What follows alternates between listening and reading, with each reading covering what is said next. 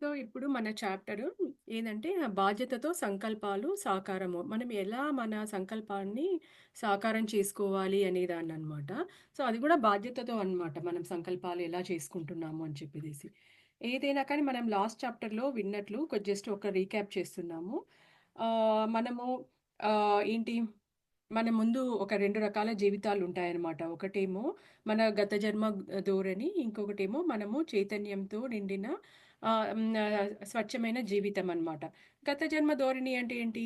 పాస్ట్‌లో జరిగినవి అన్నిటి గురించి బాధలు పడుతూ ఉండడము. అరే! ఇలా జరిగింది, అప్పుడు అలా జరిగింది, నాకేంటి అని అనుకోవడము, అహంతో ఉండడము, మాములుగా అదే జీతం కోసం మనము ఆ జీవితమంతా గడపడము ఇవన్నీ గూడా గత జన్మ ధోరణి అంటే మనం పాస్ట్‌లో మన మన పాస్ట్‌లో మన లైఫ్‌లో ఉన్నవన్నీ అన్నమాట.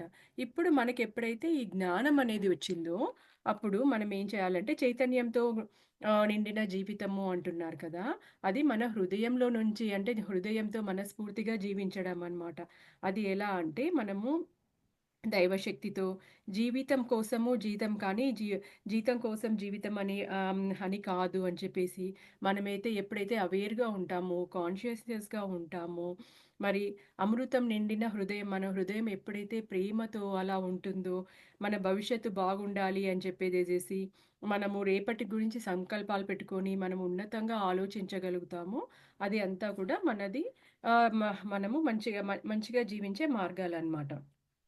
సో, ఇంకొకటి మనము కవర్ చేసుకుందేమంటే, ఏదైనా కానీ మన విజయవంతమైన జీవితానికి విలువైన సూత్రం అనమాట. ఇక్కడొక ఫార్ములా లాగా చెప్తున్నారనమాట. మనకి ఫిజిక్స్‌లో చెప్పినట్లు. ఏంటంటే events plus response equal to outcome అనమాట. ఈవెంట్ అననంటే ఏదో ఒక ఇన్సిడెంట్ మన జీవితంలో జరుగుతుందనమాట. ఆ ఇన్సిడెంట్ అనేది అది నీ చేతుల్లో ఉండదు. ఇప్పుడు ఎనీథింగ్ ఇట్ క్యాన్ ఇన్సిడెంట్ కానీ, పర్సన్ కానీ, ఎవరైనా నీ లైఫ్‌లో రావడము ఇవన్నీ కూడా ఏదైనా అవ్వచ్చనమాట. అది నీకు మంచి ఇన్సిడెంట్ అయ్యుండొచ్చు, చెడు ఇన్సిడెంట్ అయ్యుండొచ్చు. ఎనీథింగ్. దాన్ని నువ్వు ఎలా రెస్పాండ్ ఇస్తున్నావు అని చెప్పేసేసనమాట. నువ్వు దానికి ఎలా బాధ్యత తీసుకుంటున్నావు, దాన్ని ఎలా రియాక్ట్ అయితున్నావు ఇది అన్నమాట మనము. సో, దాని ప్రకారమే ఔట్‌కమ్ ఉంటుంది అని చెప్పేసి. అంటే మన ఫలితాలు ఉంటాయి అని చెప్పేసి. ఇప్పుడు నేను లాస్ట్ టైమ్ ఎగ్జాంపుల్ చెప్పాను గదా! ఏదో ఒక ఇన్సిడెంట్ పక్కన ఇప్పుడు ఎవరో ఒకరు మా ఫ్యామిలీ మెంబర్సో, మా అత్తయ్యనో ఎవరో అట్లా మా హస్బెండో ఎవరో ఒకరొచ్చి నన్నేదో ఒక మాట అన్నారు. ఇమ్మీడియేట్‌గా నేను వెంటనే అసలకైతే నన్నింత మాట అంటావా? అసలు నీకేంటి అసలు నీకేం అధికారం ఉంది అసలు అని జెప్పేసేసి నేను వెంటనే రెచ్చిపోతానా? లేకపోతే అరే! అతను ఏ సిట్యుయేషన్‌లో ఉన్నాడు? వెనకాల నుంచి ఎలాంటి ప్రెషరొచ్చిందో, లేకపోతే ఏంటో మరి హెల్త్ బాలేదా? ఏంటి? వెనకాల ఏ బాధ లేకపోతే నన్నెందుకు ఇంత మాట అంటాడు అని చెప్పేసేసి, ఆ సమయానికి క్వైట్‌గుండి, దాని తర్వాత నిదానంగా వెళ్లి, ఏంటి? ఏం జరిగింది? అని చెప్పేసి అడిగి కనుక్కోవడము. అది సో, సేమ్ సిట్యుయేషన్ అనమాట. ఒకటి మన మీద ఒక రాయి ఇసిరేసారు. రాయి ఇసిరేస్తే దాన్ని వెంటనే వీళ్ళు రాయి ఇసిరేసారు కదా! అని చెప్పేసి మనం ఇంకొక బండరాయిని తీసుకెళ్ళి వాళ్ళ మీద ఇసిరేస్తామా? లేకపోతే దాన్ని ఎంతనో ప్రేమతో దాన్ని మనం ఎలా రియాక్ట్ అయితాము అనే దాన్ని బట్టి మన ఔట్‌కమ్ ఉంటుంది అని చెప్పేసేసి. మన జీవితం అనేది అలా ఉంటుంది. ఎలా విజయవంతంగా సంపదతో, ఆరోగ్యంగా అలా అన్నీ కూడా మనము ఆనందంగా ఉండాలి అన్నా గాని మన ఒక ఔట్‌కమ్ అనమాట. ఎప్పుడైతే మనం ఒక సిట్యుయేషన్‌ని కోపంగా, ఆవేశంతో, అలాంటి భావోద్వేగాలతో మనం డెసిషన్ తీసుకుంటామో, మన ఔట్‌కమ్ కూడా దుఃఖము, ఈర్ష్య, ద్వేషము, అసూయ ఇంకా ఇలా నెగెటివ్ వైపుకి వెళ్తుందనమాట. అలా కాకుండా మనం ఎప్పుడైతే మంచితనంతో, మానవత్వంతో, ప్రేమతో, కొంచెం ఓపిక కొంతమంది చూడండి కొంచెం ఓపిక లెవెల్ కొద్దిగా ఎక్కువున్నందుకు వాళ్ళు అసలు లైఫ్‌లో ఎంత మంచి పేరు తెచ్చుకుంటారో వాళ్ళకి. అందరి దగ్గర మంచి పేరు తెచ్చుకుంటారు. అందరితోనూ ఉంటారు. అలా వాళ్ళు ఇంకెలాంటి ఎదురు వాళ్ళు కంప్లీట్‌గా సరెండర్ అయిపోతారనమాట. ఎలాంటి వాళ్ళైనా కానీ, అబ్బా! ఈ అమ్మాయే కదా మళ్ళీ మనల్ని చూసేది. ఎంత బాగా ఓపిక మనం పెద్దవాళ్ళున్నారనుకోండి, అలా ఏదో అలా వాళ్ళు ఉంటారనమాట. పెద్దవాళ్ళని కాదు సిట్యుయేషన్‌లో గూడా హస్బెండ్ అండ్ వైఫ్ నేను చాలామంది మా ఫ్రెండ్స్‌ని గూడా చూసాను. ఒక్కోసారి హస్బెండ్ కోపిష్టివాడు అలా ఉన్నప్పుడు, వైఫ్ అలా ఓర్చుకొని అలా వెళ్ళిపోయినప్పుడంటే, ఆ హస్బెండ్ కొన్ని రోజులయిపోతే అతనే చేంజ్ అయిపోతాడనమాట. అరే! పాపం గమ్మునుంటుంది నేనేమన్నా కానీ అన్నట్లు.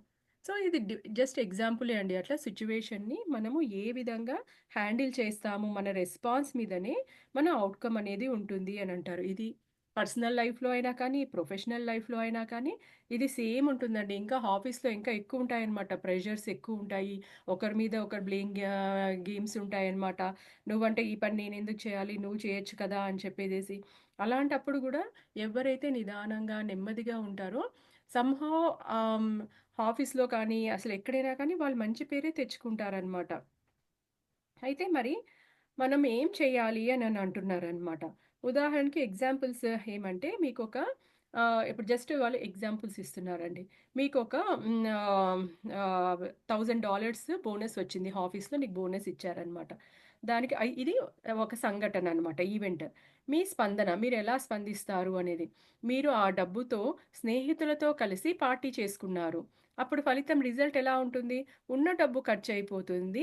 ఆరోగ్యం కాస్త దెబ్బతింటుంది. అంటే మనకింకా దేనికి మిగతా వాటికి, ఖర్చులకి, వాటికి అంతా మనకి ఏమీ ఉండదనమాట.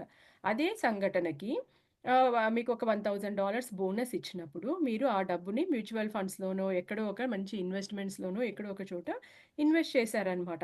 అప్పుడు మీకు దాని రిజల్ట్ ఎలా ఉంటుంది? మీకు మంచి ఇన్‌కమ్ అనేది మీకు నికర విలువైన లాభం అనేది ఉంటుంది అని చెప్పేసని అంటున్నారనమాట. అలా ఇది మామూలుగా ఫైనాన్షియల్‌గా ఎక్స్‌ప్లెయిన్ చేశారండి. జీవితంలో గూడా ప్రతి దాంట్లోనూ ఇలాంటి డెసిషన్సే ఉంటాయి అని అంటున్నారనమాట.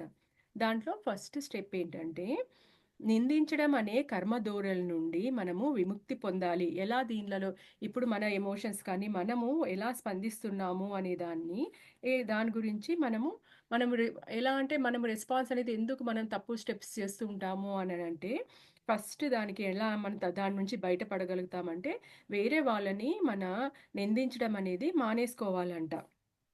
చాలామంది ఏమనుకుంటారు అసలకి, తమ జీవితంలో ఆశించిన విజయాలు సాధించనప్పుడు వారు ఇతరులను, ఇతర విషయాలను నిందిస్తారు.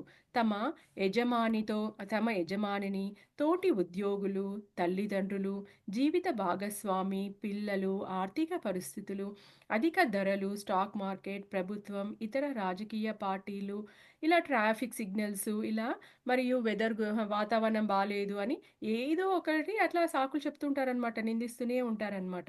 చేదు నిజం ఏమిటంటే, మనం కోరుకున్న విజయాన్ని సాధించడానికి నిందలు వేయడం మానుకోవాలి.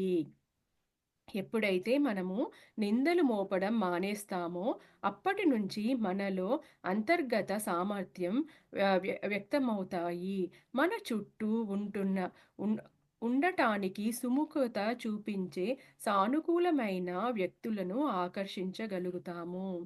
మాస్టర్స్ ఇక్కడ ఇంపార్టెంట్ పాయింట్ ఏమంటే, ఇలా వేరే వాళ్ళని నిందించడం అనేది చాలా ఈజీ. ఇప్పుడు మనం ఏదైనా ఒక ఫెయిల్యూర్ అయ్యాము, లేకపోతే మన లైఫ్‌లో ఏమైనా కష్టాలున్నాయి.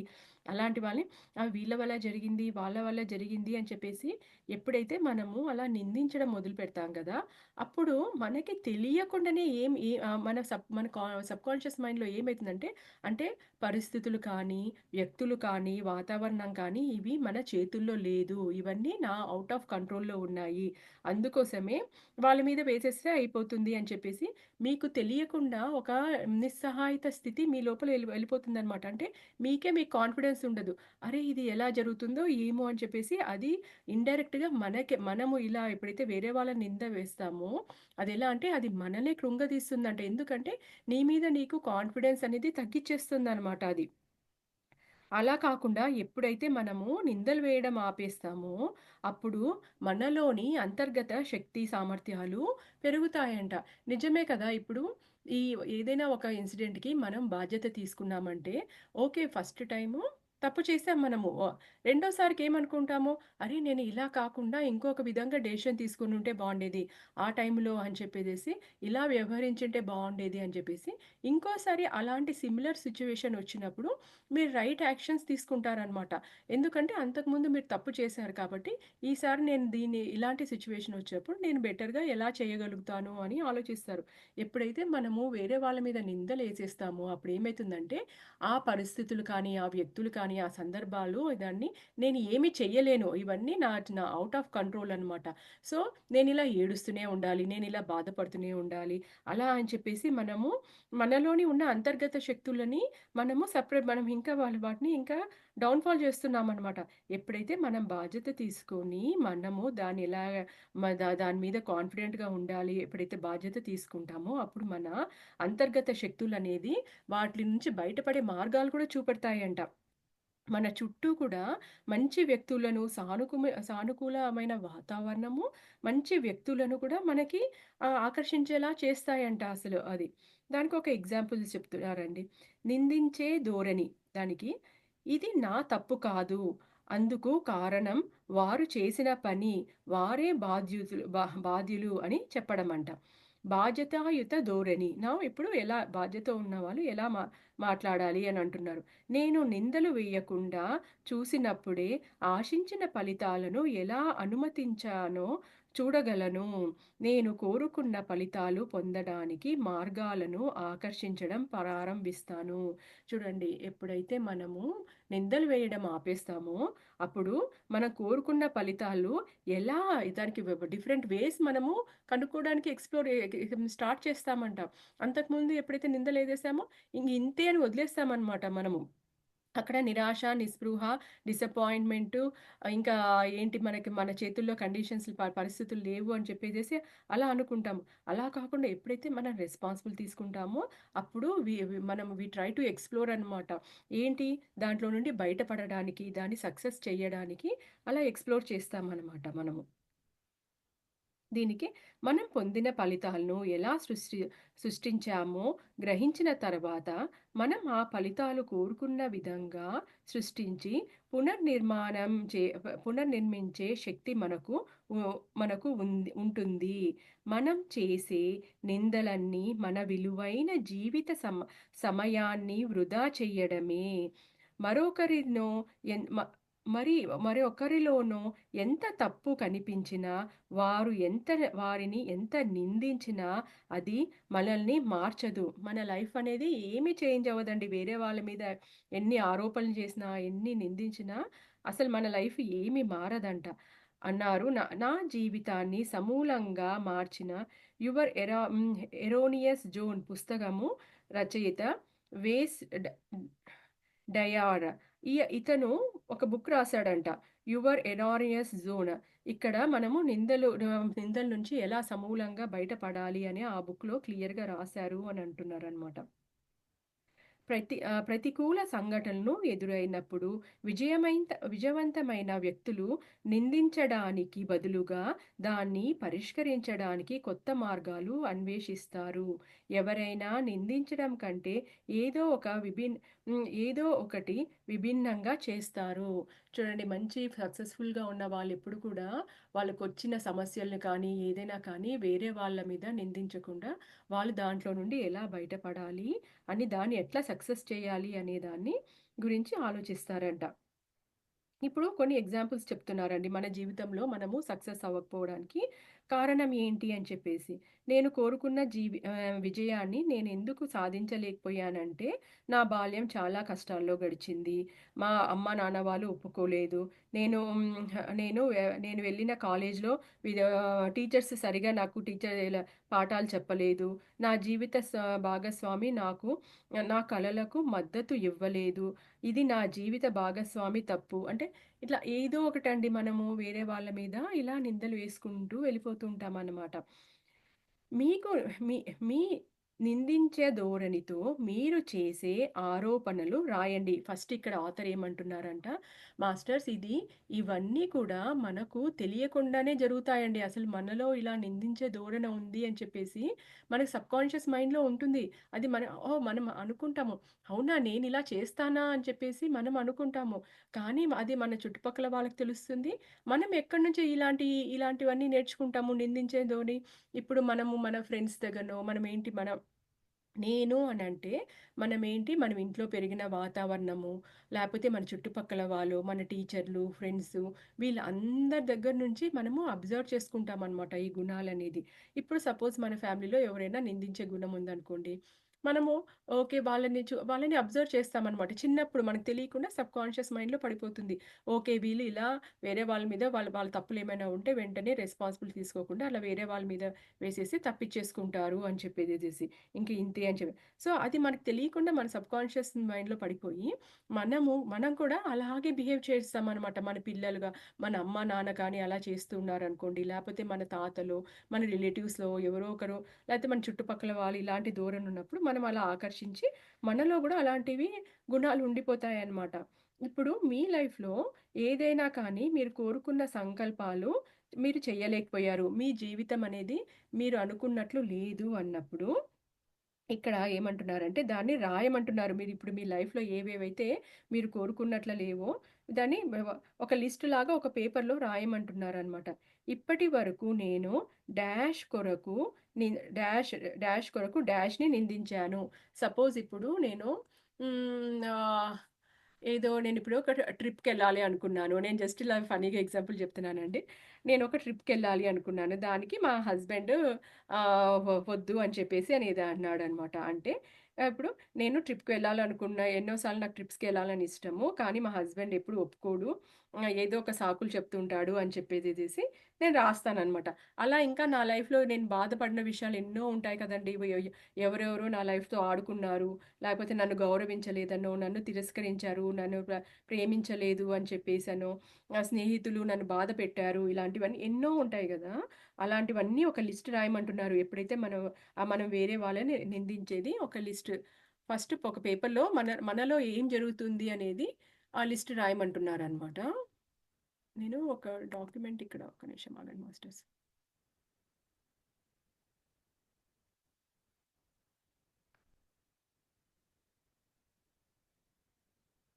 యాహ్! నేనొక డాక్యుమెంట్ షేర్ చేస్తానిక్కడ.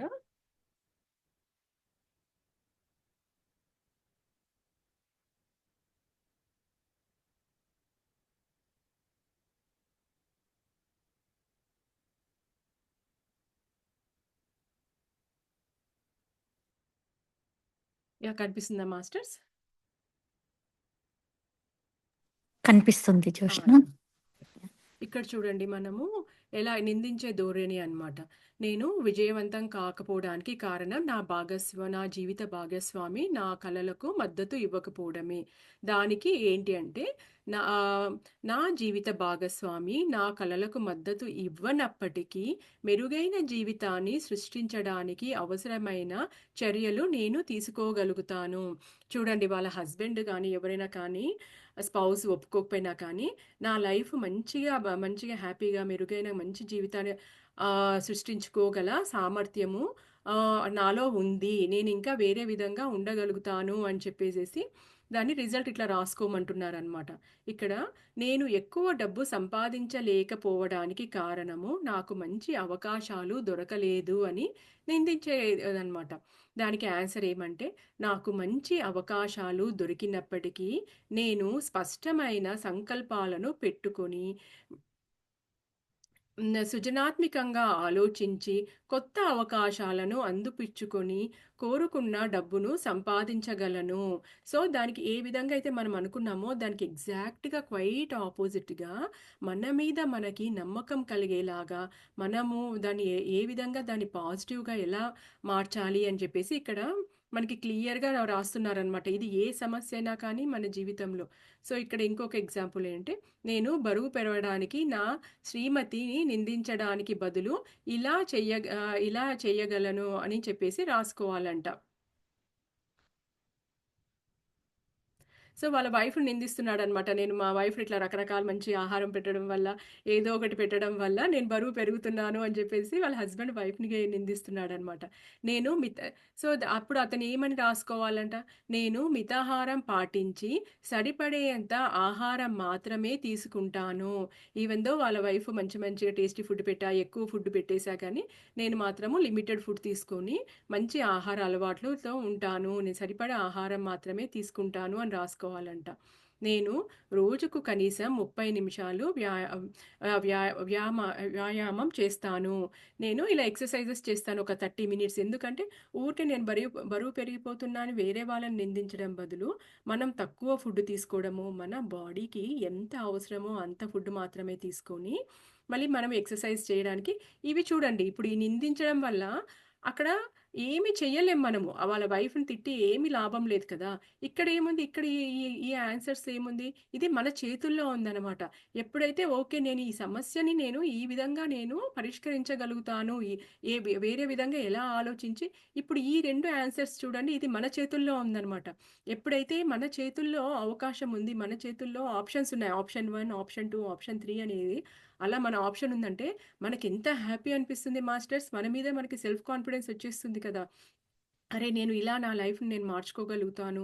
ఇలా నేను నా హ్యాపీగా జీవించగలుగుతాను అని చెప్పేసి.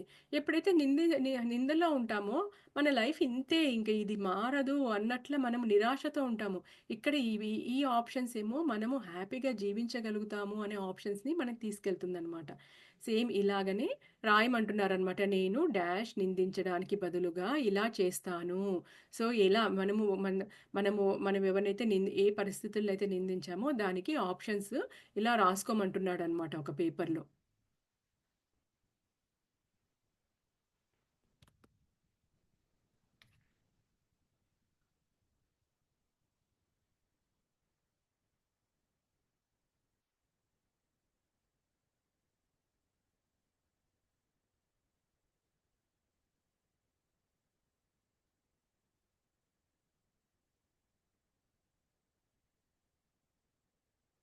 సో, ఇంకొకటేంటంటే నెక్స్ట్‌ది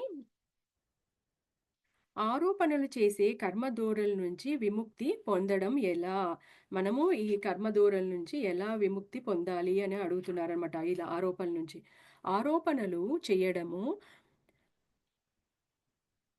ఆసక్తికరమైన విషయం ఏమంటే, మనం ఇతరులపై చేసే ఆరోపణలు వారితో ముఖాముఖిగా చెప్పే సాహసం చెయ్యక, మూడవ వ్యక్తికి చెప్పుతూ ఉంటాము. చూడండి, ఎప్పుడైతే మనము నిందిస్తామో, ఆ నిందించేటప్పుడంట వాళ్ళతో డైరెక్ట్‌గా చెప్పే అంత మనకి ధైర్యం ఉండదంట. అది పక్క వాళ్ళకి చెప్పి, థర్డ్ పర్సన్‌కి చెప్పి మనం బాధపడుతూ ఉంటామంట. అంతేకాక, మనం ఆరోపిస్తున్న ప్రతికూల ఫలితాలు ప్ర ప్రత్నాయమి ప్రత్యామ్నాయంగా మనము కోరుకునే ఫలితాలు ఉన్నాయని తెలిసినా, వాటిని సృష్టించడానికి అవసరమైన చర్యలు తీసుకోడానికి మనం సిద్ధంగా లేనప్పుడు, సులువైన మార్గంగా ఆరోపణలు చేయడము ఎదుర్కొంటాము. చూడండి, ఎప్పుడైతే మనకి ఆశించిన ఫలితాలు రాకపోయేటప్పటికి, మనము దాన్ని వేరే విధంగా హ్యాండిల్ చేయొచ్చు. వేరే విధంగా ఆలోచించి ఆ సమస్యని ఆహ్, మ ఆల్టర్‌నేటివ్స్ ఉన్నాయని తెలిసి దాన్ని ఆలోచించడం అన్నమాట. మనము ఆ సమస్యని ఎలా పరిష్కరించాలి, దాంట్లో నుండి బయటపడాలని ఆలోచించకుండా మెథడ్ ఏంటి, వేరే వాళ్ళని నిందించడం అన్నమాట. సో, మనం ఆల్వేస్ మన హ్యూమన్ బ్రెయిన్ ఎలా ఉంటుందంటే, ఈజీ మెథడ్స్, షార్ట్ కట్సే మనము ఎక్కువ ఇంట్రెస్ట్ చూపెడతామన్నమాట. కష్టమైనవి లాంగ్ టర్మ్ వాటి గురించి మనం ఎక్కువ ఆలోచించమనమాట. మనం ఆరోపిస్తున్న అం అంతర్లీనంగా చెప్పేదేమంటే, నేను కోరుకున్న దానికి ప్రత్యామ్నాయంగా ఉంది కానీ, దానిని పొందేందుకు చేయాల్సిన పనులను చేసే ధైర్యం కానీ తీసుకోవాల్సిన రిస్క్ కానీ, చేసేందుకు నేను సిద్ధంగా లేను. చూడండి, ఆల్టర్‌నేటివ్స్ ఉన్నా కానీ, అది చేసే ధైర్యం నా దగ్గర లేదు. రిస్క్ తీసుకునే సామర్థ్యం నా దగ్గర లేదు అని చెప్పేసేసేసి, అవన్నీ తీసుకోవడానికి నేను రెడీగా లేను అనేది మన లోపల అంతర్గతంగా మనలో ఉన్న ఫియర్స్ అనమాట ఇవన్నీ కూడా. ముందు మనం అనుకుంటూ ఉంటామనమాట. ఇది నేను చెయ్యలేను అని చెప్పేసి ఆ భయము, ఆ ఒక్క మనం రిస్క్ తీసుకొని రెస్పాన్సిబుల్‌గా చేసే ఆ సామర్థ్యం మనలో లేదు అని చెప్పేసి అనుకుంటామనమాట.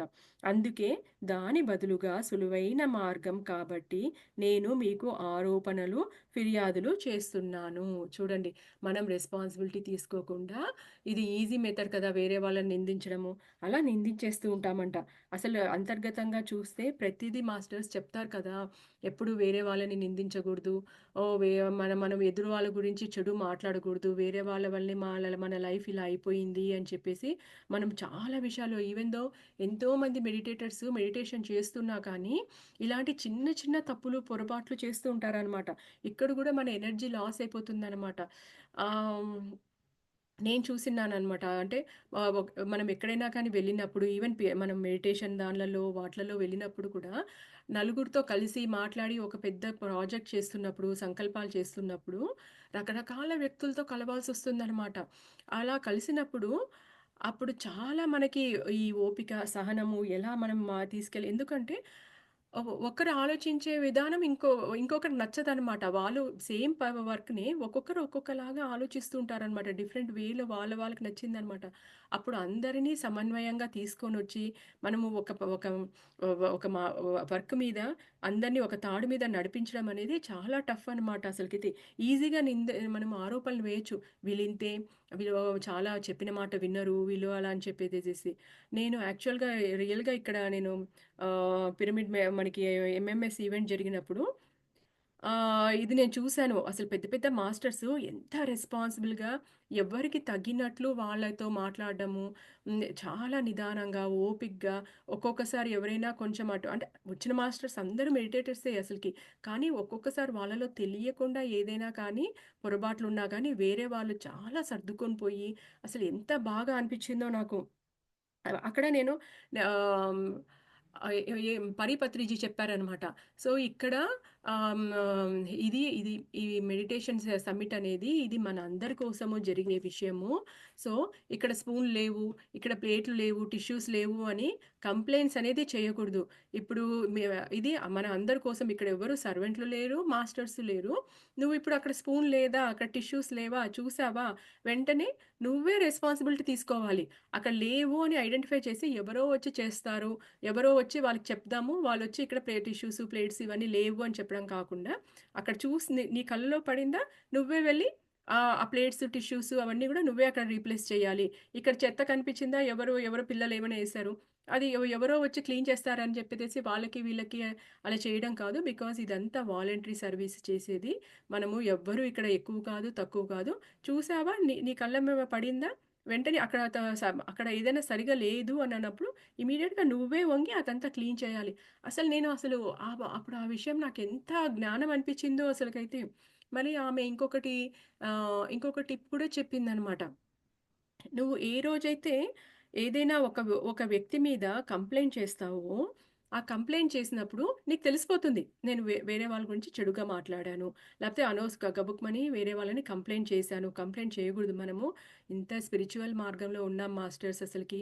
మనం ఎప్పుడైతే ఆ కర్మ ధోరణిలో కానీ ఇరుక్కున్నాము అంటే, దాంట్లో నుండి అంటే మనకి జ్ఞానం లేదనే దాంట్లో నుండి బయటపడడం మనలో ఒక్కొక్కసారి నిగూఢమైన కొన్ని మిస్టేక్స్ మనలో ఉంటాయి. ప్రతి ఒక్కరిలోనూ ఉంటాయి అవి మిస్టేక్స్ అనేది. ఎవ్వరు పర్ఫెక్ట్‌గా 100% పర్ఫెక్ట్‌గా ఉండరనమాట. ఎక్కడో తెలియకుండా నిత్య జీవితంలో మనం ఎంత మెడిటేషన్ చేస్తున్నా, ఇలాంటి చిన్న చిన్న పొరపాట్లు చేయడం వల్ల గూడా మనము ఎనర్జీ లాస్ అయితామనమాట. మనం చేసే ధ్యానంలో ఉండేది అవన్నీ కూడా వాళ్ళిలా, వీళ్ళిలా అని వెనకాల మాట్లాడుకోవడం కానీ, లేకపోతే ఎదురుగా బయటికి చెప్పకపోయినా మనసులో ఫీల్ అయ్యా కానీ, అన్నీ కర్మలోనే వెళ్ళి కూర్చుంటాయనమాట. ఆమె ఏమన్నారంటే నువ్వు ఎప్పుడైనా కానీ నువ్వు కంప్లెయింట్ చేశావు. నువ్వు వేరే వాళ్ళ గురించి ఇలా తప్పుగా ఆలోచించాను. నెగెటివ్ థాట్ వచ్చింది అనంటే, నువ్వేం చేయంటే వెంటనే ఒక డాలర్ తీసుకో. ఆ డాలర్ తీసుకొని ఇంటికి మన కిటీ జార్ అంటాం కదండీ! చిన్న పిల్లలకి ఇచ్చేలా జార్స్ లాంటిది. ఒక జారో, కప్పో ఏదో ఒకటి పెట్టుకో. దాంట్లో పెట్టుకొని, ఈరోజు నేను ఒక కంప్లెయింట్ చేశాను అంటే ఇమ్మీడియేట్‌గా దాంట్లో ఒక డాలర్ వేసేసేయి దాంట్లో. సో, ఒక రోజుకి నువ్వు ఎన్ని సార్లు వేరే వాళ్ళని నిందిస్తున్నావు? ఒక రోజుకి నీకు ఎన్ని సార్లు నెగెటివ్ థాట్స్ ఒస్తున్నాయి? అది నువ్వు అన్ని సార్లు ఇప్పుడు సపోజ్ మీరు ఇండియాలో ఉన్నారనుకో, ఒక రూపాయో లేపోతే ఒక రూ. 10 నోట్ అనుకోండి. మరి ఒక్క రూపాయి నోట్‌కి అసలు ఇప్పుడు వాల్యూ లేదు గదా! ఒక రూ. 10 నోటు. నిజంగా మాస్టర్స్ ఆమె చెప్పినది అసలకైతే ఆమె సమ్మిట్‌లో ఆమె చెప్పింది నేను అలాగే ఫాలో అయ్యాననమాట. చూస్తుంటే ఇలా సరేలే ఒక డాలరే కదా అని చెప్పేసి తీసుకెళ్ళి నేను వేశాననమాట. వేసిన తర్వాత ఆ రోజుకి నేను ఆల్‌మోస్ట్ లైక్ 10 టైమ్స్ ఏమో నేను నెగెటివ్ థింకింగ్ చేశాననమాట. $10 అనేసరికి మనకి అదే that's a big amount. So, $10 వేశానా అని చెప్పేసని అనిపించిందనమాట. నెక్స్ట్ డే రోజు నేనెంత అవేర్‌గా ఉన్నానంటే, లేదు లేదు నా నాకసలకి నాకు అసలు నెగెటివ్ థాట్స్ రాగూడదు. వేరే వాళ్ళ మీద కంప్లెయింట్ చేయకూడదు. వీళ్ళ వల్లే నాకిలా అయ్యింది అని చెప్పేసి ఇలా అనుకోకూడదు అని చెప్పేసి నెక్స్ట్ డే నుంచి నేను వేసే ప్రతి డాలర్‌ని నేను ఆలోచించడం మొదలుపెట్టాననమాట. సో, ఆమేమన్నారంటే, "అలా నువ్వు టెంపుల్‌కెళ్ళి అలా టెంపుల్‌కో లేకపోతే ఆ డబ్బులనేది ఎట్లా అయితే నువ్వు కలెక్ట్ చేశావో అది మ మ మంచి పుణ్యకార్యాలకి లేకపోతే టెంపుల్‌లో డొనేషన్సో, పిరమిడ్స్ కట్టడానికో, వాటికో ఇట్లా డొనేషన్స్‌గా అలా యూజ్ చేసేసేయి. ఎందుకంటే ఇప్పుడు నువ్వు ఆ మనీ అనేది సెపరేట్‌గా పెట్టేసావు." నిజంగా మాస్టర్స్ అసలకైతే ఎప్పుడైతే అంతకుముందు మనకి రెస్పాన్సిబిలిటీ లేదు మన థింకింగ్ మీద. నెగెటివ్ థాట్స్ వస్తున్నాయి అని తెలుసనమాట. తెలిసినా కానీ దాన్ని ఎలా ఆపుకోవాలి? ఎలా ఆపుకోవాలి? ఎందుకంటే దేర్ ఈస్ నో మెజర్‌మెంట్. మనకి మన ఆలోచనలకి అసలు మెజర్‌మెంట్ లేదక్కడ. మనం అలా కంట్రోల్ చేయాలని నాకు కూడా తెలుసనమాట. మనందరికీ తెలుసు. లేదు నెగెటివ్ ఆలోచనలు మంచిది కాదు అని తెలిసినా కానీ, అది మనకి తెలియకుండా మనకు మైండ్‌లో ఇట్లా తిరుగుతుంటాయి మైండ్‌లో. ఒక మనిషికి రోజుకి 70,000 ఆలోచనలొస్తూ ఉంటాయి అని అంటారు గదా! ఫస్ట్ ఆఫ్ ఆల్ మనకొచ్చే ఆలోచననేది అది పాజిటివ్ థింకింగా, నెగెటివ్ థింకింగా అని రికగ్నైజ్ చేయడం గూడా ఇట్స్ ఎ బిగ్ విక్టరీ అని అంటారనమాట పత్రిజీ గాని, ఎవరైనా కానీ. ఎందుకంటే చాలా వరకు మన ఆలోచనలు ఎలా ఉన్నాయనేది మనం అసలు నోటీస్ చేయలేమనమాట. ఇట్లా మెడిటేటర్స్‌గా రావడమో, లేకపోతే మంచి కొంతమంది బై బర్త్ వాళ్ళకి చాలా మంచిది ఉంటుందనమాట. వాళ్ళ ఇంట్లో పెరిగిన వాతావరణం కొంతమంది ఇళ్ళలో చెప్తారు అలానే ఎక్కువ అట్లా థింకింగ్ చేయకూడదు. మంచిగా ఆలోచించాలి అని పెద్దవాళ్ళు చెప్పడము. అలా ఉన్న వాళ్ళకి అవన్నీ తెలుస్తాయన్నమాట. లేకపోతే ఎప్పుడైతే ఇప్పుడు ఎప్ I am monitoring my thoughts. నా థాట్స్ చేసి దానికి నేను రెస్పాన్సిబిలిటీ తీసుకున్నానన్నమాట ఇక్కడ. ఏం రెస్పాన్సిబిలిటీ? నా ఎవ్రి ఒక్క నెగెటివ్ ఆలోచనలకి నేను ఒక డాలరు ఆ జార్‌లో వేస్తాను అనేసరికి ఒకరోజు $10 మీద దాటిపోయిందన్నమాట నాకు. రెండో రోజు నుంచి ఎంత కాన్షియస్‌గా ఎంత అలర్ట్ అయిపోయానంటే 1 మంత్‌లో ఇలా నేను వేసుకుంటూ ఎళ్ళిపోయానంటే ఎంత మనీ అయిపోతుంది గదా!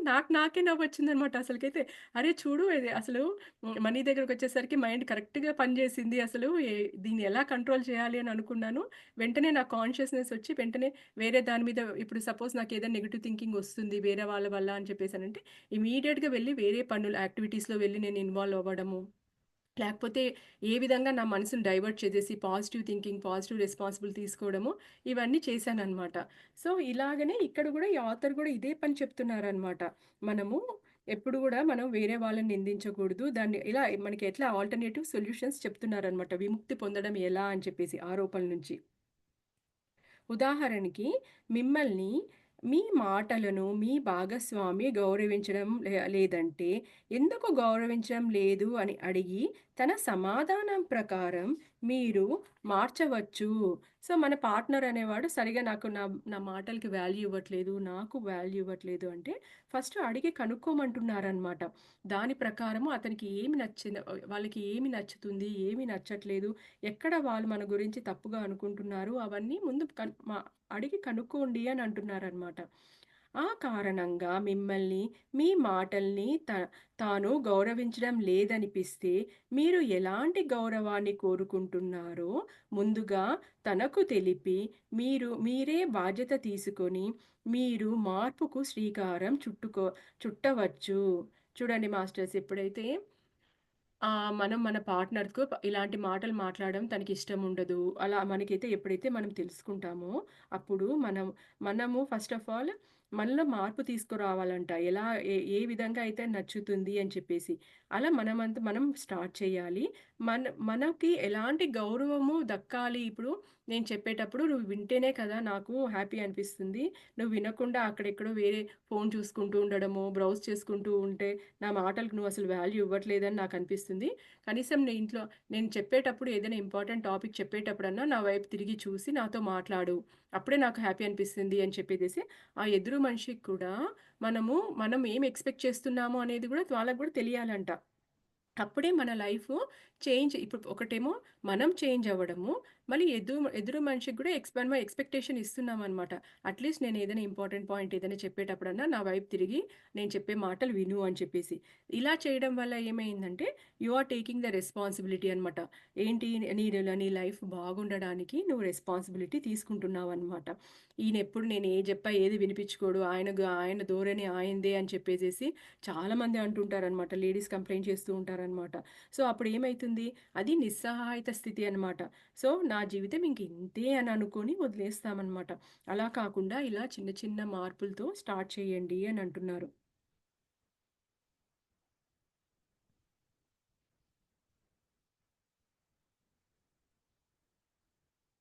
సో, ఇంకొక ఎగ్జాంపుల్ ఏంటంటే ఆహ్, మన్ ఆహ్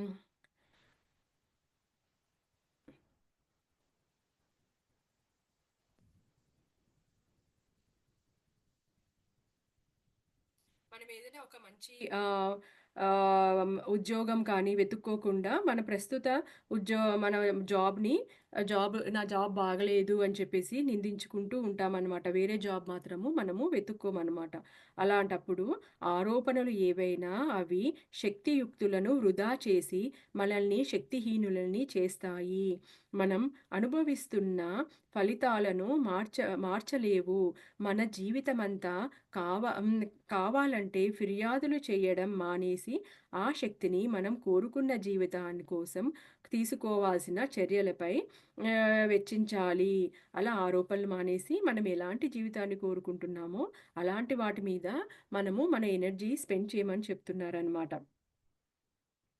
మొదటిగా మన ఆరోపణల ధోరణి నుండి తీసుకునేందుకు మనం నిత్యం చేసే ఫిర్యాదులను వ్రాస్తాము. ఫస్ట్ ఏమో మనం ఒక లిస్ట్ రాయమంటున్నారనమాట. మన కంప్లెయింట్స్ అన్నీ ఒక లిస్ట్‌లో రాయమంటున్నారు. మన ఉద్యోగము, కుటుంబ సభ్యులు, ఆర్థికము, శారీరక బరువు, ట్రాఫిక్ లాంటివి అంశాలను పరిగణనలోకి తీసుకోండి. మొదటి ఆరోపణ పూర్తించబడింది. మిగిలిన మిగిలినవంతా మీరు రాసుకోండి అని చెప్పేసి అంటున్నారనమాట. ఎగ్జాంపుల్ నా జీవిత భాగస్వామి తన గురకతో నాకు రాత్రంతా నిద్ర లేకుండా చేస్తుంది అని చెప్పేసేసి ఇదొక ఎగ్జాంపుల్ చేసి ఫన్నీగా ఉంది మాస్టర్స్. లైక్ గురక వల్ల నాకు నిద్ర రావట్లేదు రాత్రంతా అని చెప్పేసి దట్ ఈస్ మనము నిందిస్తున్నామనమాట. తరువాత ఏమంటున్నారు? మనం మనం పైన వ్రాసిన ప్రతి అంశాన్ని ప్రత్నా ఆహ్, ప్రయ ప్రత్యమానంగా మనం ఇష్టపడే వాటిని కింద చెప్పుకున్న విధంగా రాసుకోండి. ఇప్పుడు దానికి ఆల్టర్‌నేటివ్ సొల్యూషన్స్ ఏంటి అని రాయమంటున్నారనమాట. నేను వేరే గదిలో ప్రశాంతంగా నిద్రపోవాలి. లేదా తన గురకకు మందులు వేసుకునేటట్లు చెయ్యాలి. సో, చూడండి ఇట్లా వేరే వ ఎంతసేపు అలా కీచుకులాడుకోకుండా వేరే రూమ్‌లో పడుకోవడము, లేక అతను అది ట్రీట్మెంట్ ఇప్పియడము, అసలు ఏంటి గురకకి అని చెప్పేసేసి అలా ఆల్టర్‌నేటివ్స్ రాయమంటున్నారనమాట. చివరిగా మనం చేసే ప్రతి ఆరోపణకి బదులుగా మనం తీసుకోవాల్సిన చర్యలను వ్రాసుకుందాము. ఇలా రాసుకోమని చెప్పేసి అంటున్నారనమాట. థర్డ్ థింగ్ ఏమంటే, సాకులు చెప్పే కర్మ ధోరణుల నుండి విముక్తి పొందడము ఎలా? మనం సాకులు చెప్తుంటాం గదా! ఇది గూడా చాలామంది మనకు తెలీదండి. మనం సాకులు చెప్పే ధోరణి మనకి ఉంది అని చెప్పేసేసేసి. మనం కోరుకున్న ఫలితాలన్నీ సాధించలేనప్పుడు, లేదా మనకు కావలసిన జీవితం పొందలేనప్పుడు సాకులు చెప్పడం సహజం మరియు సులభం. ప్రతిరోజు సాకులు చెప్పడం వింటూ ఉంటాము. సాకులు చెప్పడం అనేది ఒక సంఘటన, సామర్థ్యం, ప్రతిస్పందన ప్రతిస్పందన రెస్పాన్స్ మాత్రమే. ఇది మన ప్రస్తుత ఫలితాలను సమ సమర్థించడానికి మనం ఎంచుకున్న సులువైన మార్గం. చూడండి, ఏదైనా కానీ సమస్యకి ఇట్లా సాకులు చెప్పడం అనేది చాలా సులువైన మార్గము అని అంటున్నారు. కానీ ఇది మనం కోరుకున్నంత ఫలితాలని ఇవ్వని అసమర్థత ప్రతిస్పందన. చూడండి, సాకుల వల్ల ఇది మనం కోరుకున్న రిజల్ట్స్ అనేది రాకుండా ఇది మన అసమర్థత అంటున్నారు. మనలోనే ఉన్న లోపము అని అంటున్నారు. సాకులు చెప్పడం మనల్ని బలహీనపరుస్తుంది. మరిన్ని మ మరిన్ మరియు మనం భిన్నంగా ఏమి చెయ్యగలము అనే దాని గురించి సృజనాత్మకంగా ఆలోచించకుండా చేస్తుంది. చూడండి, మనల్ని ఒకటేమో ఇది డౌన్ చేస్తుందనమాట. మనల్ని వీక్ చేస్తుంది. ఇంకోటేమంటే మనము ఆల్టర్‌నేటివ్‌గా, క్రియేటివ్‌గా దీన్ని ఎలా సాల్వ్ చేయాలి ఈ ప్రాబ్లమ్‌ని అనే దాని గురించి మనము ఆలోచించకుండా చేస్తుందంట. మనం కోరుకున్న విజయవంతమైన జీవితాన్ని సృష్టించడానికి మనం సానుకూల మనం మన సా సాకులన్నిటినీ వదులుకోవాల్సి ఉంటుంది.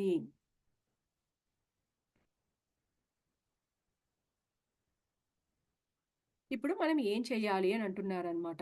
క్లిష్టమైన సమస్య కూడా ఎటువంటి నిందలు, ఆరోపణలు, సాకులు లేకుండా ఎలా పరిష్కరించుకోవాలో ఇప్పుడు తెలుసుకుందాము. నా మహోన్నత జీవితము సెమినార్స్‌తో పాల్గొనే వారికి మరొకరికి జత చేసి వారికి ఈ కింద అభ్యాసం ద్వారా ఒకరితో ఒకరు శిక్షణ చెయ్యమని అడుగుతాను. ఇది దీర్ఘకాలికంగా ఉన్న క్లిష్ట సమస్యలను కూడా నిందలు, ఫిర్యాదులు చేయడము, సాకులు చెప్పడము లేకుండా పరిష్కరించబడతాయి. ఈ ఆథర్ అనే అతను ఏం చేస్తాడంటే, ఇతను ఎప్పుడైతే సెమినార్స్ ఇట్లా క్లాసెస్ అన్నీ తీసుకుంటాడో అతను ఏం చేస్తాడంట, ఫస్ట్ ఒక లిస్ట్ రాయమంటాడంట. మనం ఏవైతే మన జీవితంలో మనం చేయలేకపోయామో, వేరే అసంపూర్ణంగా ఉండేవామో, లేకపోతే వేరే వాళ్ళ వల్ల సాకులు చెప్పామో, ఒక లిస్ట్ రాసేసి ఇద్దరిద్దరు పార్ట్నర్స్ ఉంటారనమాట. ఆ పార్ట్నర్స్‌తో షేర్ చేసుకోమని అంటారంట. మనకు కృతంగా మిగిలిపోయిన అనేక సమస్యలను ఒక కారణము, మన సమస్యలలో భాగమని మనం చూడకపోవడమే. మన ఒక ప్రాబ్లమ్స్‌కి మనమే కారణము అని చెప్పేసి చూడకపోవడమే అంట మెయిన్ ప్రాబ్లమ్ అనేది. మనము ఆ సమస్యలను ఎలా సృష్టిస్తున్నామో 100% బాధ్యత తీసుకోవాలి. ఇది కూడా చాలా ఇంపార్టెంట్ మాస్టర్స్ అసలకైతే.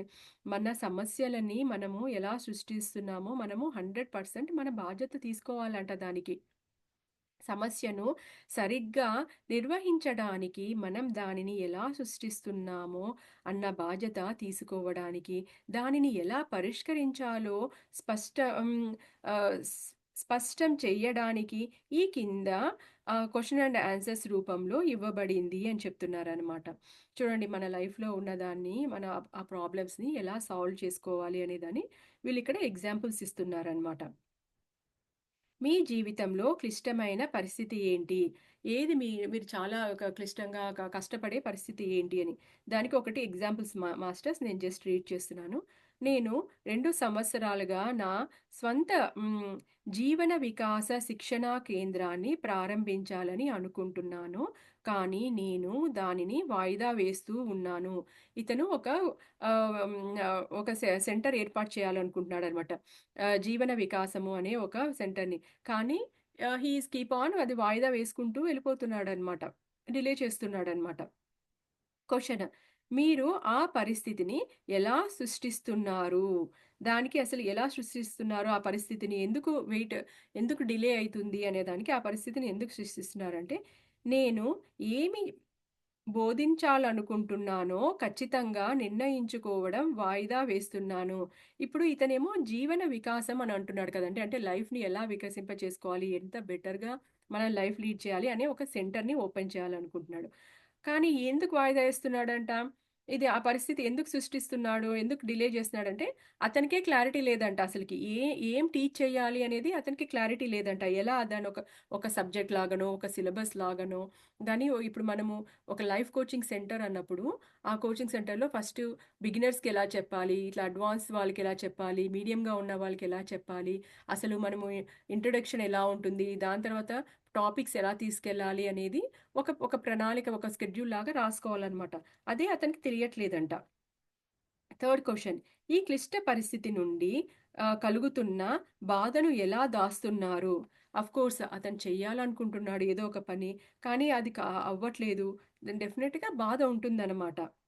నా జీవితం నా జీవిత అంతిమ లక్ష్యంగా భావించే జీవన వికాసం మీద శిక్షణ ఇవ్వలేకపోవడం నన్ను లోలోపల దహించి వేస్తుంది. ఇతను చూడండి లోపల లోపల చాలా బాధపడుతున్నాడంట దానికి. ఫోర్త్ క్వెషన్: ఈ క్లిష్ట పరిస్థితిని యథార్థంగా ఉంచినందుకు సైకలాజిస్టికల్‌గా ప్రతిఫలం ఏమిటి? సైకలాజికల్‌గా ప్రతిఫలం ఏంటి? ఇప్పుడు దీన్ని ఇలా ఉన్నందుకు నువ్వు ఎలా రిజల్ట్ ఉంది దీనివల్ల అని అంటున్నారనమాట. శిక్షణా కేంద్రాన్ని నిర్వహించి విఫలమవుతున్ విఫలమవుతానేమో అనే భయము, తద్వారా కలిగే పశ్చాత్తాపము ఉండవు.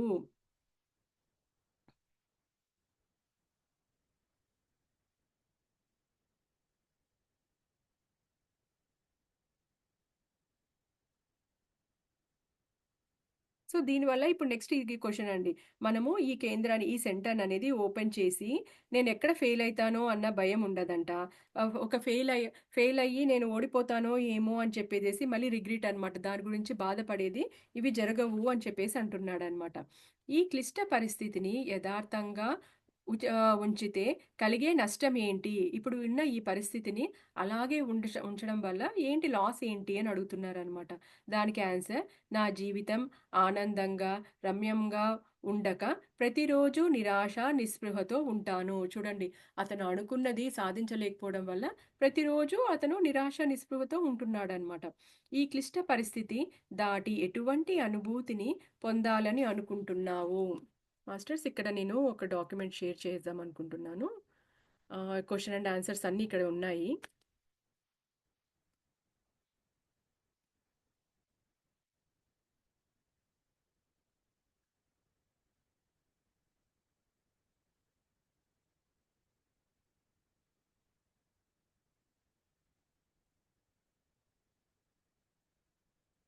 యాహ్! ఇక్కడ క్వెషన్ నేనిప్పుడు చదివాను కదండీ!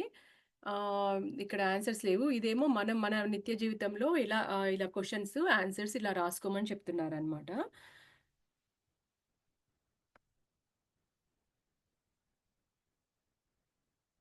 సిక్స్త్‌ది ఇప్పుడు ఈ క్లిష్ట పరిస్థితిని దాటి ఎటువంటి అనుభూతి పొందాలనుకుంటున్నావు అని చెప్పేసి అనుకున్నప్పుడు, నా జీవిత సంకల్పమైన జీవన వికాస కేంద్ర శిక్షణ ఇవ్వగలగాలన్నది సం ఇవ్వగలిగానన్న సంతృప్తి, మహోన్నతమైన జీవితాన్ని సాధించి బోధించాలనుకుంటున్నాను. చూడండి ఇది ఎటువంటి అనుభూతి ఇస్తుంది అని చెప్పేసంటే దాటినప్పుడు ఎప్పుడైతే ఈ పరిస్థితులు దాటితే అతను జీవితంలో ఈ సెంటర్‌ని స్థాపించి సక్సెస్ అయ్యానని చెప్పేసి, ఎంతో పడే ఇట్లాంటి మంచి కార్యం చేశాను అని చెప్పేసి అతనికి ఎంతో ఉత్సాహం ఇస్తుందనమాట. ఇలా ఇట్లా క్వెషన్ రాసుకొని ఇలా క్వెషన్స్ రాసుకోమంటున్నారు ఇక్కడ. ఆన్సర్స్ కూడా రాయమంటున్నారనమాట. ఇలా మీరు ఎప్పుడైనా కానీ ఇట్లా లైఫ్ కోచింగ్ సెంటర్స్‌లోకి వీటిలలో వెళ్ళినప్పుడు చాలామంది పర్సనాలిటీ డెవలప్‌మెంట్స్, ఇట్లా ఇంప్రూవ్‌మెంట్స్ ఇలాంటివి ఏమైనా ఉంటే మెయిన్‌గా ఇట్లా క్వెషన్ అండ్ ఆన్సర్స్ రూపంలో అసలు మీరు ఏంటి మనము ఎప్పుడైనా కానీ మనం ఏం ఆలోచిస్తున్నాము, మనం ఎక్కడ భయపడుతున్నాము, మనలో ఉన్న లోపం అనేది మనకి చాలా మందికి తెలీదు మాస్టర్స్ అసలకైతే. ఇది మెడిటేషన్‌లో గూడా వర్తిస్తుంది. ఫిజికల్ లైఫ్‌లో వర్తిస్తుంది. ఎందుకంటే వి క్యారీ ద సేమ్ మనకు అవే బిలీఫ్స్, అవే నమ్మకాలు, అవే ఆలోచనలుంటాయనమాట. ఎక్కడైనా కానీ అవే ఆలోచనలుంటాయనమాట. ఎందుకు మనం సక్సెస్ అవ్వలేకపోతున్నాము? లేక పదే పదే సేమ్ సిట్యుయేషన్, సేమ్ సమస్య మన జీవితంలో ఎందుకొస్తుంది అనంటే, ఇలా వాళ్ళు గూడా ఫస్ట్ మనకి ఇలా క్వెషన్స్ ఇచ్చి ఆన్సర్స్ ఫిల్ చేయమంటారనమాట. మీ ప్రస్తుత పరిస్థితుల్లో ఏంటి మీరు ఏ ఇష్యూస్ మీద బాధపడుతున్నారు? దానికి ఆన్సర్స్ అనమాట. దానికి ఆన్సర్స్ రాసిస్తే అప్పుడు వాళ్ళు మనకి ఏ విధంగా హెల్ప్ చేయగలుగుతారు అనేది ఇస్తారనమాట. బికాజ్ ఈ ఆథర్ అనే అతను గూడా ఇట్లా హి ఈస్ రియల్లీ గుడ్ ఇట్లా సెమినార్స్ కండక్ట్ చేయడంలో అవన్నీ గూడా హి ఈస్ రియల్లీ గుడ్ అనమాట. అందుకోసమే మనకి ఇలా నీట్‌గా ఇలా అంతా క్వెషన్ అండ్ ఆన్సర్స్ రూపంలో ఇలా అంతా అతను ఇచ్చాడనమాట. Next seventh question. మీ లక్ష్యాలను నెరవేర్చుకోవడానికి ఎటువంటి చర్యలు తీసుకుంటారు? నా లక్ష్యాన్ని నెరవేర్చుకోవడానికి జీవన వికాసంపై పుస్తకాలు రాస్తూ, వాటికి సంబంధించిన వీడియో కోర్సులు చేస్తూ, ప్రపంచంలోనే అత్యున్నతమైన ప్రమాణాలతో 2 రోజుల పాటు సాగే మహోన్నత జీవితం సెమినార్స్ నేను నిర్వహిస్తాను. చూడండి ఈ లక్ష్యాలు ఏంటి అంటే, అతను ఇలాంటి మంచి లైఫ్ కోచింగ్ సెంటర్స్ దాని మీద తను మంచి మంచి పుస్తకాలు రాయడము, మళ్ళీ దాని మీద రికార్డింగ్స్, వీడియోస్ చేసి అందరికీ అందించడము, ఒక 2 డేస్ వర్క్‌షాప్స్ పెట్టడము, ఇవన్నీ తన లక్ష్యమంట. Eighth question. ఎప్పటిలోగా మీరు ఈ చర్యను తీసుకుంటారు అని అడుగుతున్నాడనమాట. సో, ఇతనేమంటున్నాడంటే సెప్టెంబర్ 1 జీవిత వికాసంపై నేను వ్రాస్తున్న ఈ పుస్తకాన్ని రిలీజ్ చేస్తాను. ఇప్పటికే ప్రారంభించిన 6 పుస్తకాలు ప్రతి సంవత్సరము ఒక్ ఒక్కొక్కటి చొప్పున రిలీజ్ చేస్తాను. రాబోయే సంవత్సరం ప్రపంచంలో అత్యున్నతమైన ప్రమాణాలతో 2 రోజుల పాటు సాగే మహోన్నత జీవితం సెమినార్స్‌ను నేను నిర్వహిస్తాను. ఫస్ట్ ఇప్పుడు మనం అనుకున్న గోల్స్‌ని ఎందుకు రీచ్ అవ్వలేకపోతున్నామో, ఆ గోల్స్‌ని ఎలా సాధించాలి అని చెప్తున్నారనమాట. ఒక డేట్ పెట్టుకోమంటున్నారనమాట. ఈ డేట్ లోపల నేను ఈ నేను చేయాలనుకున్న వర్క్‌ని నేను కంప్లీట్ చేస్తాను అని చెప్పేసి, దాని తర్వాత ఒకటేమో షార్ట్ టర్మ్ గోల్ అనమాట. షార్ట్ టర్మ్ గోల్ ఒకటి, లాంగ్ టర్మ్ గోల్ అనమాట. ఒక గోల్ నేను ఇప్పుడు చేస్తాను. ఇంకొక గోల్ ఏమో ఎవ్రీ ఇయర్ ఒక్కొక్క బుక్ రిలీజ్ చేస్తాను అని చెప్పేసి అనుకోవడం అనమాట. 1-10 స్కేల్‌పై మీరు చర్యలు తీసుకునే అవకాశం ఎంత ఉంది? ఇక్కడ వీళ్ళు రేటింగ్ లాగా అడుగుతున్నారనమాట. 1-10లో మీరు దీని మీద యాక్షన్స్ తీసుకొని యాక్షన్స్ తీసుకుంటే ఆపర్చునిటీ ఎంత ఉంది? యాక్షన్స్ తీసుకుంటారని ఎంత ఉంది అని అంటున్నారనమాట. 100కి 100 మహోన్నత జీవితం సెమినార్స్ చేయాలనుకుంటున్నాను. తప్పక చేస్తాను. 100% నేను చేస్తాను అని ఇతను మనకి ఎగ్జాంపుల్ ఇచ్చాడు మాస్టర్స్. కానీ ఇవి మనము కూడా మన నిత్య జీవితంలో ఇది పాటించాలనమాట. మనం ఎన్నో చేయాలనుకుంటాము. లేకపోతే మనలో మార్పు సపోజ్ ఇప్పుడు మనం మెడిటేషన్ ఇట్లా ఈ రిలేటెడ్ మనం అనుకుంటున్నాం కదా! మనలో మార్పనమాట. మనము కోపాన్ని అరిషడ్ వర్గాలున్నాయి కాదండి. కోపాన్ని, ద్వేషాన్ని ఇలాంటి వాటి అన్నిటిని మనం జయించామా? మనము మెడిటేషను ఇన్ని అవర్స్ చేయాలనుకుంటున్నాము. అది చేస్తున్నామా? పౌర్ణమి మెడిటేషన్స్‌లో పౌర్ణమి ఆ 7 డేస్‌లో కనీసం 3 రోజులు మనం మౌనంగా ఉండడము, మరి మితాహారం తీసుకోవడము. చాలా ఎక్కువ సేపు ధ్యానం చేయడము. మినిమమ్ మనము బాగా ఆధ్యాత్మికంగా, బాగా ఉన్నతంగా వెళ్ళాలంటే మినిమమ్ మన పౌర్ణమి రోజుల్లో గూడా 4-8 అవర్స్ చేయడము. ఇలాంటి సంకల్పాలు పెట్టుకోవాలనమాట. మన లైఫ్‌ని మనం ఎలా మనం ఉన్నతీకరించుకోవాలి అని చెప్పేదేసి. మీరిప్పుడు డిఫరెంట్ ఏజ్ గ్రూప్స్‌లో ఉన్నప్పుడు మీకు మీ నిత్య జీవితంలో మీ లైఫ్‌ని ఎలా చేంజ్ చేసుకోవాలి అని అనుకున్నది మీరిలా సంకల్పాలు పెట్టుకోండి. ఫస్ట్ అసలకి ఏం సాధించాలనుకుంటున్నారు? వాటెవర్ మీ ఏజ్ ఎంతున్నా గాని ఇట్ డజంట్ మ్యాటర్ అమ్మా. మీ లైఫ్‌లో ఎలాంటి నూతనంగా ఎలాంటి చేంజెస్ రావాలనుకుంటున్నారు అనే దాని గురించి మీరు పెట్టుకోండి. దాన్ని సాధించడానికి మీరు దేని గురించి ఇఫ్ యూ ఆర్ ఒక గోల్ పెట్టుకున్నప్పుడు, ఆ గోల్‌ని నేను సాధించలేనేమో అనే ఒక లిస్ట్ రాసుకోండి ఒక క్వెషన్స్. దాని తర్వాత ఎందుకు దానికి ఆల్టర్‌నేటివ్స్ ఎలా అని ఇప్పుడు నాకు భయముంది. నేను ఒకవేళ పని స్టార్ట్ చేసి ఫినిష్ చేయలేకపోతున్నానో ఏమో అని చెప్పేసన్నప్పుడు, దాన్ని ఎలా నేను సాధించగలుగుతాను? ఇప్పుడు సపోజ్ నేను పౌర్ణమి అప్పుడు నేను మితాహారం ఓన్లీ ఒక పూట మాత్రమే, లేపోతే ఓన్లీ వెజిటబుల్స్, ఫ్రూట్స్ మాత్రమే తినేసి, నేను లిమిటెడ్ మితాహారం తీసుకొని ఎక్కువసేపు ధ్యానం చేయాలి అని అనుకుంటున్నాను. అన్నప్పుడు నాకేంటి వచ్చేది మామూలుగా దానికి కన్‌స్ట్రెయిన్స్ ఏంటి అనంటే, ఎవరైనా ఫ్రెండ్స్ రావడమో, పార్టీకి పిలవడమో, లేదు లేదు నువ్వు రావాలని చెప్పడమో, ఇంట్లో రిలేటివ్స్ రావడమో, అప్పుడు నేను చాలా వంటలు చేయాల్సొస్తుంది. సో, ఇలా మితాహారం తింటే నేనంత చెయ్యలేనేమో అని నాకు భయమేస్తుందనమాట. పనులన్నీ చెయ్యలేనేమో ఆ టైంలో ఇన్ని పనులు తీసుకొని ఎక్కువ మెడిటేషన్ నేను చేయలేనేమో, వాళ్ళతో స్పెండ్ చేయాలి కదా! అలా నేనొక లిస్ట్ రాసుకుంటాననమాట. ఎప్పటినుంచో అనుకుంటున్నాను పౌర్ణమి రోజుల్లో నేను ఈ 3 డేస్ కానీ ఈ 7 డేస్ బాగా యుటిలైజ్ చేసుకోవాలి. మినిమమ్ ఒక 4 అవర్స్ అన్నా, 5 అవర్స్ అన్నా మెడిటేషన్ చేయాలి అని. కానీ నేను చేయలేకపోతున్నాననమాట.